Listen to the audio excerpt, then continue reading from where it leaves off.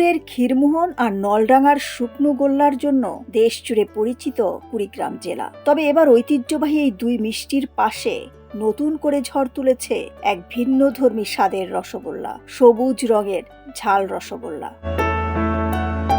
কুড়িগ্রামের প্রত্যন্ত অঞ্চল কচাকাটার বনফুল সুইটমিটে তৈরি হচ্ছে এই ব্যতিক্রমী রসগোল্লা। কাঁচামরিচ দিয়ে তৈরি সবুজ রঙের রসে ডোবানো এই মিষ্টি ইতিমধ্যেই কেড়ে নিয়েছে মিষ্টি প্রেমীদের মন।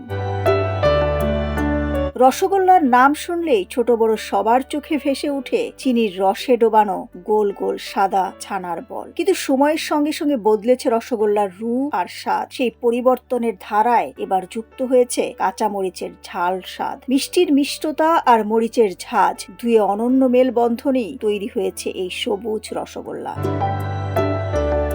মিষ্টি খাদকরা বলছেন স্বাদে গন্ধে অতুলনীয় এই রসগোল্লা। শুনে আসলাম, ঝাল মিষ্টি খেলাম, এটা একটা ব্যতিক্রম ধর্মী, ঝালও লাগে মিষ্টিও লাগে, খাইতে খুব সুস্বাদু। কাঁচামরিচের তো এখানে আসলাম, খাইলাম, তো দেখলাম যে মিষ্টির পরিমাণটা কম কিন্তু ঝালের পরিমাণটা বেশি, এই জন্য খুব ভালো লাগলো।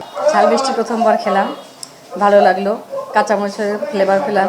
কারিগররা জানান 2 বছর ধরে তৈরি হচ্ছে এই মিষ্টি। সব মিলিয়ে 200 লিটার দুধ লাগে এখানে প্রতিদিন। দিনে আমার এভারেজে দেখা গেছে যে 200 কেজি দুধ লাগে। আমি বিভিন্ন ধরনের মিষ্টি বানাই, বালিশ মিষ্টি, রসগোল্লা, তারপরে দেখা গেছে যে ছোটো মিষ্টি, বউ মিষ্টি, কাঁচামরিচ মিষ্টি, অনেক মিষ্টি চলে। কাঁচামরিচ মিষ্টি অনেক ভালো খায়, মানুষ অনেক খায়।